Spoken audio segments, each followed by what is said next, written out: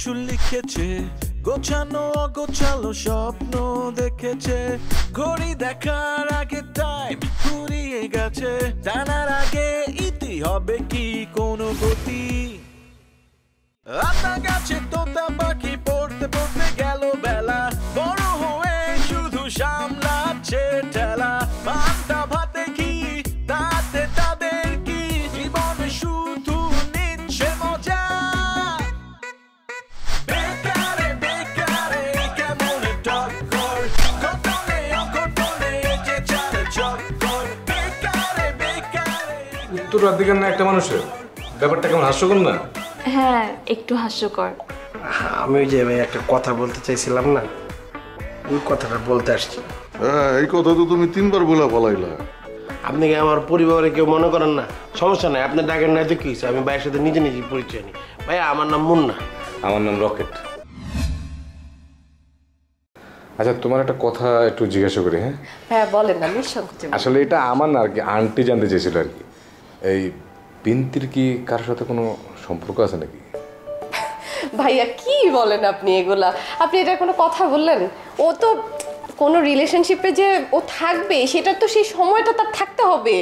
এত কিছুর পরে কি সেই সময়টা থাকে? আর আপনি এটা কেমন কথা বললেন ভাই? আপনি আপনার বোনকে চিনেন না? আরে না না না, সেটা না, আমি তো সবই জানি, চিনি, কিন্তু তারপর ওই যে মানে চাচি আর কি জিজ্ঞাসা করলো আর কি, যে ব্যাপারটা কি একটু জেনে আসার জন্য আর কি। দেখা গেলো আমার কিছু জিজ্ঞাসা করলো, আমি বলতে পারলাম না। আপনি এবার ভালোভাবে গিয়ে বুঝায় বলবেন। হ্যাঁ, ভালোভাবে বুঝে বলুন, সমস্যা নেই, ঠিক আছে? তাহলে তুমি থাকো, হ্যাঁ আমি আসি। আর ও এই বিন্তিকে এই ব্যাপারে কিছু বলো না। হ্যাঁ না না না ভাই, একদম বলবো না। আমি তাহলে আসি। হ্যাঁ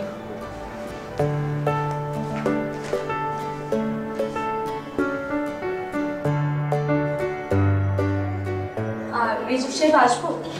কি ম্যাডাম আসেন।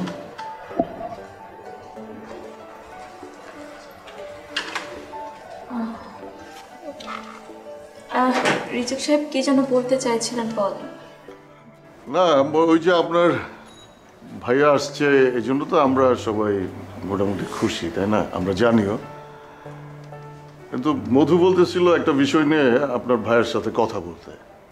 তো বিষয়টা নিয়ে আপনার সাথে একটু ডিসকাস করতে চাই। কি বিষয়? বিষয়টা যদিও বিব্রতকর, কিন্তু মধু এমনভাবে রিকোয়েস্ট করতেছিল আপনার সাথে ডিসকাস না করেও পারতেছি না। মধু বলতেছিল যে ও আপনাকে ভালোবাসে এবং বিয়ে করতে চায়। এই কথাগুলো যেন আমরা আপনার ভাইয়াকে গিয়ে বলি। এখন এই বিষয়ে আপনার যদি কোনো কথা থাকে। আপনি এটা কি বলেন রিজু সাহেব? সবাই যেটাই বলুক না কেন, আপনি তো এটা বলতে পারেন না। আপনি সবার থেকে সিনিয়র। আর আপনি জানেন না মধু একটা পাগল, ও কি বলে কি করে ওর কোনো কিছু ঠিক ঠিকানা নাই। মধু এই কথাটা বললো আর আপনি আমাকে জিজ্ঞেস করতেছেন এই কথাটা বলবেন কি না? ম্যাডাম, আমরা তো আর জিজ্ঞেস করি না, এই জন্য তো আপনার সাথে একটু ডিসকাস করে নিলাম। যদি আপনাকে বিব্রত করে থাকি, সরি। আপনার থেকে আমি এটা আশা করিনি। বিষয়টা খুবই লজ্জাজনক। আর তার চেয়ে বড় কথা, আপনি একবার ভেবে দেখেছেন আমার অভিভাবক হিসেবে ভাই এখানে আসছে, সে যদি এসব এখানে শুনে যায়, আপনি বুঝতে পারতেছেন আমার পরিবারের কাছে আমার অবস্থান কি হবে? তখন কি আমি আর এই চাকরিটা করতে পারবো না ঢাকায় থাকতে পারবো? রিজুক ভাই, আপনাকে আমি এটা অনুরোধ করতেছি, আপনি আজকে আমাকে বলছেন এই কথাটা আপনি আর কখনো বলবেন না। শুধু আপনি না, আর যারা বলতেছে সবাইকে আপনি যেহেতু সিনিয়র হিসেবে তাদেরকে না বলতে বলবেন। আর দেখেন, সবাই আমার ভাইয়ের কাছে গিয়ে বলতেছে ভাই আপনার সাথে একটু জরুরি কথা আছে। আমার ভাই কি ভাবতেছে একবার চিন্তা করে দেখছেন? ইভেন আপনি আমার ভাইয়ের সামনে একই কথা বলবেন। আপনি বিষয়টা বুঝতেছেন? Sorry madam. আপনার কাছে আমার একটা অনুরোধ, আপনি আমার বিষয়টা চিন্তা করবেন, আমার কথাটা মাথায় রাখবেন। আসি।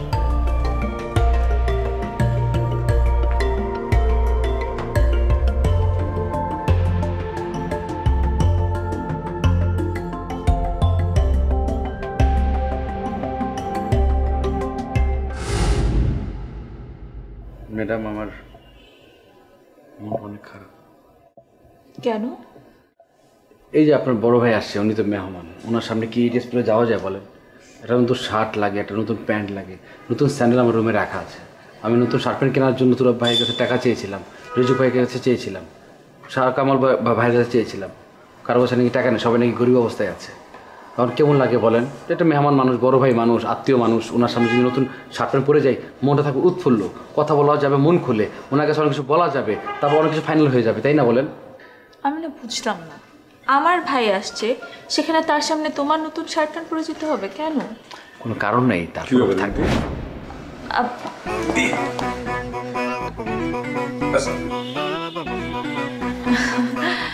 ভাইয়া তোমাকে আমি বলেছিলাম না যে 4 জনকে আমি প্রশিক্ষণ দিই, সেই 4 জনের মধ্যে একজন হচ্ছে মধু, আর মধু আমার কাজিন রকি ভাইয়া। ভাই আপনি ভালো আছেন? আসতে কোনো সমস্যা নেই তো? না না, কোনো সমস্যা নেই, সব কিছু ঠিকঠাক? হ্যাঁ, শরীরটা ভালো? জি শরীর মানে জানি করে আসেন, নাস্তা অপরিচিতদের কোনো দেওয়া খাবার খাননি তো? না না, কিছু খাইনি। যাক, তো উনি এরকম চুপচাপ লাজুক টাইপের, লাজুক নাকি উনি? লজ্জা পাচ্ছে? হ্যাঁ ভাইয়া, ও একটু লাজুক। হয় না যে ক্লাসে অনেক স্টুডেন্টের মধ্যে একটা স্টুডেন্ট একটু চুপচাপ থাকে, শান্তশিষ্ট, নিজের মতো থাকতে পছন্দ করে, শুধু নিজের কাজই করে। মধু ঠিক ওরকম, কিন্তু ছেলে ভালো, মানে ও ভালো একটা ছেলে, তাই না মধু? ও আচ্ছা আচ্ছা, ভালো, খুব ভালো। ভাইয়া আপনি কষ্ট করে এসেছেন, আপনি রেস্ট নেন, খাওয়া দাওয়া করেন, তারপর আমরা নিরিবিলি আমরা জরুরি কিছু আলাপ সেরে নেব। আসলে না না, ঠিক আছে ঠিক আছে ঠিক আছে, না না ঠিক আছে ভাই।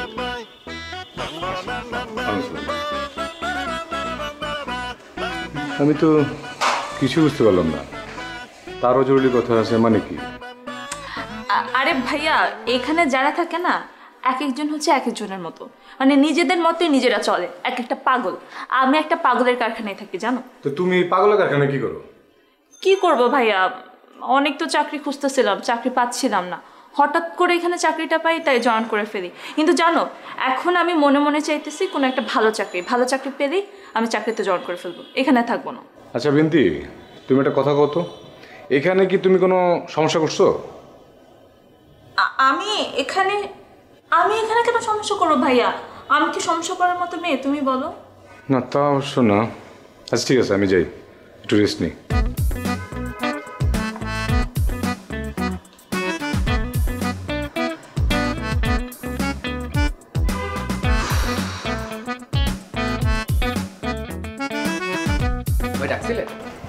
তুমি যখন কারোর সাথে কথা বলো, বুঝে শোনা কথা বলো। কেন ভাই, কি হয়েছে? তুমি বললা তুমি শিওর, ওভার শিওর যে বিনতি ম্যাডাম তোমার বিয়ে করবেই। তো তোমার কথা মতো তোমার আর বিনতি ম্যাডামের বিয়ের ব্যাপারে তার সাথে কথা বলতে গেলাম, সে তো রীতিমতো ধুয়ে দিল আমারে। কিভাবে ধুইছে আপনি? বললো আপনি একটা সিনিয়র মানুষ হয়ে এইভাবে কিভাবে এইসব কথা বলেন? ও না হয় বুঝে না, জুনিয়র মানুষ, কিভাবে ওর পাগলা মেরে আপনি প্রশ্রয় দিলেন? খালি সেইটা না, মানে তোমার আশকারা পায়া মুন্নাও শর্মী ম্যাডামকে বিয়ে করার জন্য পাগল হয়ে গেছে, আমাদেরকে বলতেছে শর্মী ম্যাডামের সাথে তার বিয়ে নিয়ে কথা বলতে।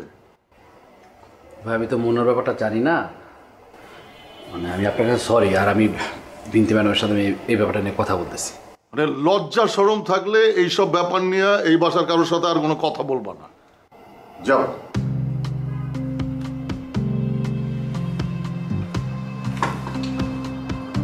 এই কথাটা কষ্ট।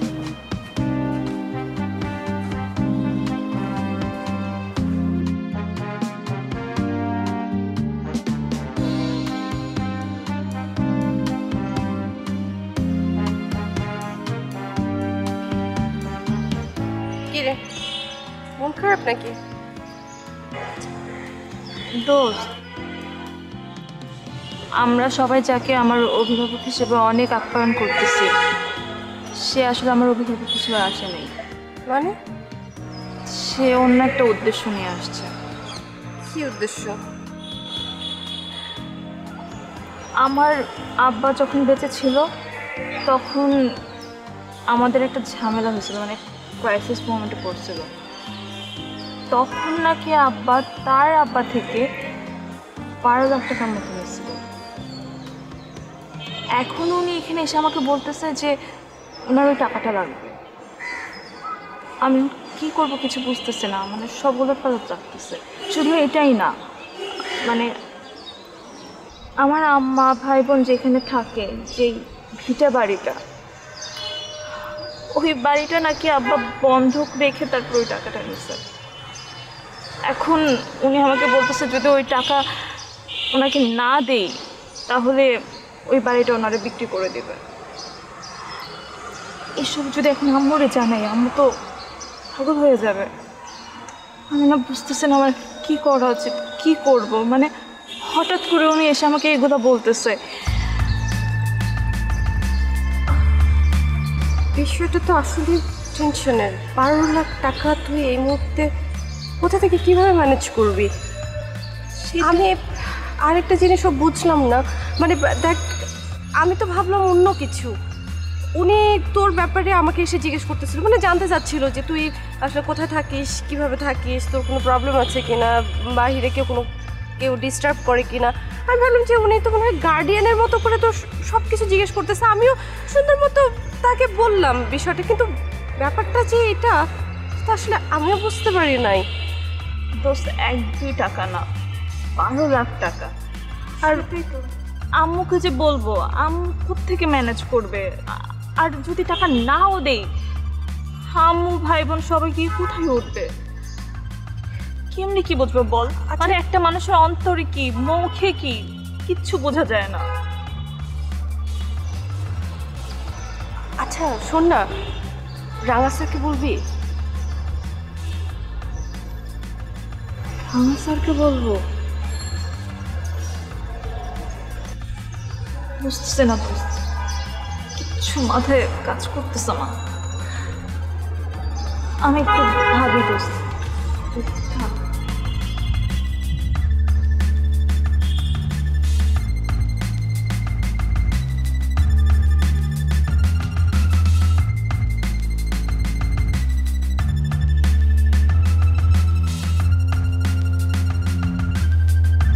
কি ব্যাপার ম্যাডাম? বিনতে ম্যাডাম মন খারাপ করা কাদো কাদো চেহারায় কই যেতেছে? কোনো ঝামেলা হয়েছে নাকি তার? আরে হ্যাঁ বলো না, ওর আসলে একটা বড়সড় ঝামেলা হয়ে গেছে। কি সে? আমি কি মামা হইতেছি? এ তো সুসংবাদ, মিষ্টি আনার ব্যবস্থা করি আমি। মুন্না সব সময় না ফাজলামো কথাবার্তা বলো না, বুঝছো? এটা একটা সিরিয়াস ইস্যু। সিরিয়াস ইস্যু তো আমি বুঝছি, এটা তো খুশি সংবাদ। মোটেও খুশি সংবাদ না। মামা হইতেছে, এটা খুশি সংবাদ না। আই তোমার কে বলছে মামা হইতেছো? আমাকে কথাটা বলতে দাও। ওর যে ভাই আসছে গ্রাম থেকে, চাচাতো ভাই, আমরা ভাবছিলাম না যে সে গার্ডিয়ান হিসেবে আসছে, তার ভালো মন্দ খোঁজ খবর নিতে আসছে, কিন্তু ব্যাপারটা সেরকম না। ব্যাপারটা হচ্ছে যে বিনতির যে বাবা, উনি নাকি এনার বাবার কাছ থেকে 12 লাখ টাকা ধার নিছিল। মানে তাও আবার হচ্ছে ওদের বাড়ি যে ভিটা আছে সেই ভিটাটা বন্ধক রেখে ধার নিছিল। এখন উনি সেই টাকাটা চাইতে আসছে আর বলছে যদি টাকা পয়সা না দিতে পারে তাহলে ওদেরকে বাড়ি থেকে বের করে দিবে। এখন এই সিচুয়েশনে মেয়েটা কী করবে? কোথায় পাবে 12 লাখ টাকা? তুমি ব্যাপারটা বুঝতেছো? কোন জায়গায় গিয়ে দাঁড়াইছে? আর তুমি আসছো ফাজলামো কথাবার্তা বলতে। তাহলে তো সব শেষ ম্যাডাম। শেষ মানে? মধু ভাই তো আর বিয়ে হইতেছে না। মধু ভাই 12 লাখ টাকা কেমনি দিব? ম্যাডাম আপনার কোনো আত্মীয় স্বজন নেওয়ার দরকার নেই, বুঝছেন? মানে আমি এমনি আপনার আমি সুখ শান্তিতে সংসার করব, কোনো আত্মীয় স্বজনের দরকার নেই। আত্মীয় স্বজন আইলে যদি কেউ 12 লাখ টাকা পায়,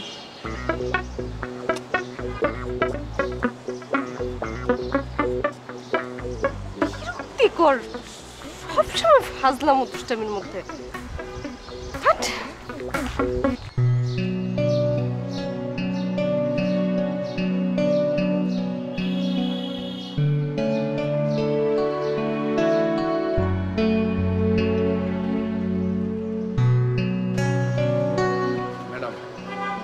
রিজুক ভাই যে আপনার আমার বিয়ে নিয়ে যে কথাগুলো বলছে, এটা উনি নিজে ইচ্ছা বলেন। আমি বারবার রিকোয়েস্ট করছি, আমাকে মানা করছে যে মধু বুঝা বলো। আমি বলছি ভাই প্লিজ আপনি যান, ম্যাডামের সাথে কথা বলেন। আমি বলছিলাম যে ওনার ভাইয়ের সাথে কথা বলতে, কিন্তু উনি হয়তো আপনার সাথে কথা বলে ফেলছে। আর আপনি যাতা বলছেন, এখানে রিজুক ভাইয়ের কোনো দোষ নাই, সব দোষ আমার। যদি কিছু বলার থাকতো আপনি আমাকে বলতেন। রিজুক ভাইকে কেন যাতা বললেন আপনি? মধু প্লিজ, আমি না এখন এই বিষয়ে নিয়ে কথা বলতে চাচ্ছি না। আমার মানসিক অবস্থা অনেক খারাপ, মনটা অনেক খারাপ। এগুলো নিয়ে এখন কথা বলো না প্লিজ, আমি পরে কথা। আমি বুঝতে পারছি আমাদের বিয়ে নিয়ে তো আপনার মানসিক টেনশন করতেছেন। যান বিয়ে পাত, তারপর আপনার টেনশন করেন না, কিন্তু মাপ চাই প্লিজ। মধু তুমি আমার সিচুয়েশনটা বুঝতে পারতেছো না। তুমি জানো রকেট ভাই কেন আসছে? হ্যাঁ জানি, আপনার খোঁজ খবর নিতে আসছে, আপনাকে দেখতে আসছে, তারপর আপনার মার কাছে যাবে, গিয়ে বলবে যে চাচি আপনার মেয়ে তো ভালো আছে, ভালো জায়গায় চাকরি করে, এগুলো বলবে। মধু, জিনিসটা যদি এরকম হতো খুব ভালো হতো, কিন্তু বিষয়টা এরকম না। উনি আমার কাছে 12 লাখ টাকা নিতে আসছে। কত টাকা? 12 লাখ টাকা। 12 লাখ টাকা কি ধার চাচ্ছে? আরে না, ধার চাচ্ছে না। আমার বাবা যখন বেঁচে ছিল, অনেক বছর আগের কথা, তখন ওনার বাবার কাছ থেকে 12 লাখ টাকা নিয়েছিল। আর বিনিময়ে আমাদের যে ভিটা বাড়িটা, সেটা বন্ধক রাখছে। এতদিন ওনারাও কিছু বলে নাই, আমরাও ভুলে গেছিলাম। আমার তো মাথায় ছিল না। এখন হঠাৎ করে বলতেছে টাকাটা নাকি খুব ইমার্জেন্সি দরকার, তার টাকাটা লাগবে। আর যদি টাকাটা এখন না দিতে পারি, তাহলে আমাদের ভিটা বাড়িটা বিক্রি করে দেবে। তুমি বুঝতেছো আমার সিচুয়েশন? ভিটা বাড়ি যদি বিক্রি করে দেয়, আমার মা ভাই কোথায় গিয়ে উঠবে? আর আমি বা এটাকে এখন কোত্থেকে অ্যারেঞ্জ করব? এখন তো সব দায়ভার আমার উপরে। আমি বুঝতেছি না এই সিচুয়েশন আমি কি করব। ম্যাডাম, আপনি আপনার ভাইকে বুঝিয়ে বলেন না, উনি তো আর দূরের কেউ না, রক্তেরই তো।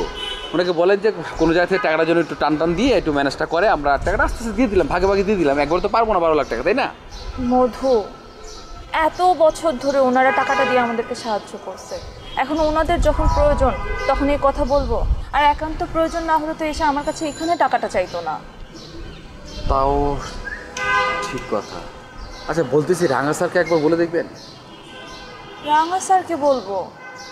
এমনি ওনার এখানে চাকরি করতেছি, এমনি এমনি থাকতেছি, তারপরে যদি এখন 12 লাখ টাকার কথা ওনাকে বলি, জিনিসটা কেমন হয়ে যায় না?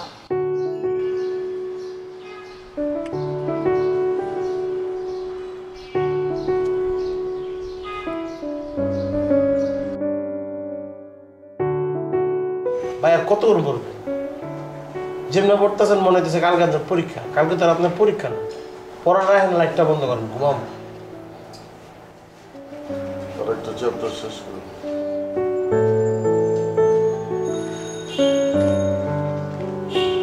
ভাই ও তো শুয়েই পড়েছে। আমি বুঝতেছি আপনারা মনে হয় শোয়ার আয়োজন করতেছেন, কিন্তু আপনারা যে আয়োজন করতেছেন শোয়ার, অবশ্যই তো বিরাট ঘটনা ঘটেছে। আরে কিভাবে আপনারা কই, মানে বিনতি ম্যাডামের যে ভাই রকেট, এখানে এসে তো রকেটের গতিতে আগাচ্ছে। কি পরিমাণ আগাচ্ছে চিন্তা করতে পারবেন না, কোন দিকে যাচ্ছে। আমরা তো সবাই মিলে ভাবতেছি তার ভাই আইছে, বিরাট খুশির সংবাদ, তার বোনরে দেখতে আইছে। এবার সে মধু, সে তো আরো লাভ আছে। সে একটা রীতিমতো বিয়ের কমিটি তৈরি করে দিচ্ছে যে আমরা যেন তার ভাই ওই গার্জিয়ানের সাথে কথা কয়ে মধুর বিয়ের ব্যাপারটা সেট করে ফেলি। হ্যাঁ, ব্যাপার তা না। ও আইসে, ওর উদ্দেশ্য খুব খারাপ, ওর বোনরে দেখতে আসেনি। ভাই না পেঁচা ডিরেক্ট কোন তো কি খালি পেঁচে। আরে বেটা, তুই বুঝিস কিছু? হ্যাঁ, কত বড় খারাপ তুই জানিস? সে আইসে এখানে টাকা নিতে, 12 লাখ টাকা সে নাকি বিনতির বাপের কাছে পায়। বিনতির বাবা তাদের ভিটের জমি সব বন্ধক রেখে নাকি 12 লাখ টাকা নিয়েছে। সে এসে এই 12 লাখ টাকা তার নগদ দেওয়া লাগবে, না হলে কিছুদিনের মধ্যে এই ভিটের জমি সব বেচে তার টাকা নিয়ে নেবে। কিরম ব্যাপার! হায় হায় হায় হায় হায়, তাহলে তো বিনতি ম্যাডাম বিরাট বড় ঝামেলা পেরে গেছে। বিনতি ম্যাডামের থেকে বড় ঝামেলা পড়ছে আমাকে মধু ভাই। কেন, মধুর কি হয়েছে? মধু ভাই তো আর বিনতি ম্যাডামের বিয়ে করতে পারবে না। এখন যদি বিনতি ম্যাডামের মধু ভাইয়ের বিয়ে করতে হয়, তাহলে 12 লাখ টাকা দিয়ে তারপর বিয়ে করতে হবে। এই মুন্না, তোমার ওরা বলছি মধু আর বিনতি ম্যাডামের বিয়া নিয়ে কোনো কথা বলবো না। বিনতি ম্যাডাম একটা ঝামেলার মধ্যে আছে, কোথায় সেটা নিয়ে কথা বলবা, তার সমস্যার সমাধান করবা, তা না তুমি বিয়ার দিকে চলে গেলে। ভাই আপনার সবার সাথে আমার কিছু কথা আছে। তুমি কি কবা আমরা সবাই জানি। শোনো, সেই ব্যাপার নিয়ে এতক্ষণ আলোচনা করতেছি। তুমি তো কবা যে বিনতি ম্যাডামের ভাই রকেট এই জায়গায় এসে তার কাছে 12 লাখ টাকা চাচ্ছে, এই তো? জি ভাই, বাহ বাহ, আপনারা তো সবাই জানেনই ভাই। তাহলে ভাই এখন আমি যে কি করি, মানে বিনতি ম্যাডাম একটা বিপদে পড়ছে, তার তো পাশে থাকা উচিত, আমার উচিত না? কিন্তু আমি যে দাঁড়াবো ভাই, সে অবস্থা তো আমার নাই, আপনারা সবাই জানেন সেটা। আবার যদি এখন যদি রাঙা স্যার যদি তাকে হেল্পও করতে চায়, বিনতি ম্যাডামের যে ইগো, সে তো কোনোভাবে টাকাটা নিবে না।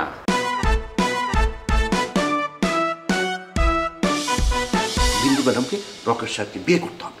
হোয়াট? আমি না এই বিষয়টার সমাধান এভাবে চাই না। আমি আসলে তোমাকে পছন্দ করি, ভালোবাসি। আর তুমি যদি রাজি থাকো, আমরা বিয়ে করে ফেলতে পারি। আপনি একটা কথা বলুন তো ম্যাডাম আমাদের, আপনি কি মন থেকে বিয়েতে রাজি? আমি তো আপনাদের সাথে কথা বলে বিনতির কাছে গেলাম, বাট ও তো কিছুতেই টাকাটা নিতে রাজি হলো না।